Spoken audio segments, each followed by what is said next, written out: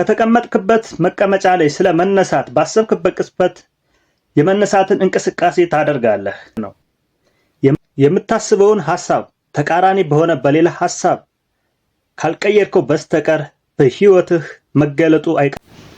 ሰላም፣ ፍቅር፣ መትረፍረፍ ለሁላችን ይሁን። ውድ ቤተሰቦች እንዴት ናችሁ? ዛሬ አሪፍ በሆነ ቪዲዮ ተገናኝተናል። እስከ መጨረሻው ድረስ ተከታተሉ። አንተ የመነሻ ካፒታል ልታገኝ ትችላለህ። ሐሳብህ ብቸኛው የማይታይ የማይዳሰስ ነገር ግን ልትገነዘበው የምትችለው ኃይል ነው።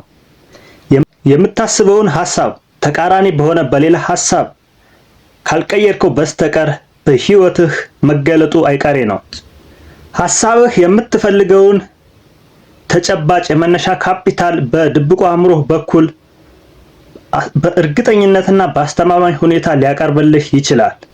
ድብቁ አእምሮ ነገሮችን የሚያደርገው ወደ እሱ በምታሰርጻቸው ሐሳቦች መሰረት ነው። በአሁኑ ሰዓት የቱንም ያክል ሀብታም ብትሆን የድህነት አስተሳሰብ የምታስብ ከሆነ ድሃ ትሆናለህ።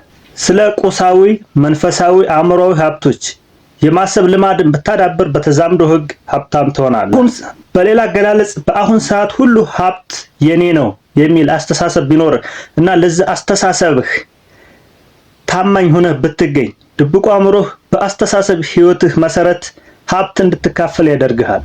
ሁሉም የፈጠራ ውጤቶች፣ ህንፃዎች፣ ግንባታዎች፣ ከተማዎች ወይም ሰው ሰራሽ መገልገያዎች ተፈጥሮንም ጨምሮ የተገኙት ከውስጣችን ካለው ተመሳሳይ መዝገብ ነው። ከተቀመጥክበት መቀመጫ ላይ ስለ መነሳት ባሰብክበት ቅጽበት የመነሳትን እንቅስቃሴ ታደርጋለህ። ሳይንቲስቶች ወደ እያንዳንዱ ሰው ቤት ድምፅን፣ ሙዚቃዎችን ማድረስ አስበው ነበረ። የዚህም ውጤት ቴሌቪዥን ሆነ የኤሌክትሪክ ግፊቶች ወደ ድምፅ፣ ሙዚቃ መቀየር ችለዋል። ያለኸው በአስተሳሰብ ዓለም ውስጥ ነው። ባለቅኔው ጆይስ ኪምለር ዛፍን መስራት የሚችለው እግዚአብሔር ብቻ ነው አለ። ዛፎችን በመፍጠር ሂደት ውስጥ የእኮ ዛፍ፣ የፓም ዛፍ ወይም ሌላ ማንኛውም አይነት ዛፍ ገደብ አልባው አሳቢ ስለ ዛፍ ያስባል። ይህንንም ተከትሎ ሁለንተናዊ አእምሮ በእንቅስቃሴ ውስጥ በመግባት እንደየተፈጥሯቸውና እንደየተደነገገላቸው የእድገት መርሃቸው መሰረት ሁሉንም ዛፎች ያስገኛል። ውድ ቤተሰቦች የእናንተ አእምሮ በህይወታችሁ ምን እንዲያስገኝ ትፈልጋላችሁ? ይህንን ያክል የሰው አእምሮ ድንቅ ሐሳቦችን፣ ድንቅ ራዕዮችን ማሰብና መፍጠር የሚችል ከሆነ እናንተስ በህይወታችሁ ላይ ምን መፍጠር ትፈልጋላችሁ? የምትፈልጉትን ለመፍጠር ግን በእናንተ ምርጫ የተወሰነ ነው።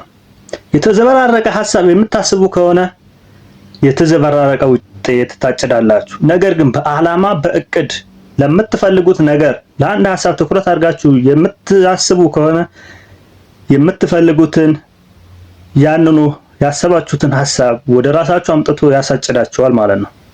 ስለዚህ ከዛሬ ጀምሮ የምትፈልጉትን ለይታችሁ አውቃችሁ ስለምትፈልጉት ነገር ማሰብ ትችላላችሁ። ከዚህ ቪዲዮ የምትማሩት ነገር ቢኖር ማንኛውም ሐሳብ በሌላ ሐሳብ እስካልተቀየረ ድረስ በህይወታችሁ እውን ሆኖ መገለጡ እንደማይቀር ነው። ለዚህም መልካም ነገር በህይወታችሁ እንዲገለጥ መልካም ነገር ማሰብ ይኖርባችኋል። ውድ ቤተሰቦች ለዛሬ የነበረን ቆይታ ይሄን ይመስላል። ቀጣይ በሌላ ቪዲዮ እስክንገናኝ ድረስ ይህን ቪዲዮ ሰብስክራይብ፣ ላይክ ማድረግ እንዳይረሳ። እስከዛ ድረስ በያላችሁበት ሰላም ለእናንተ ይሁን። ቻው።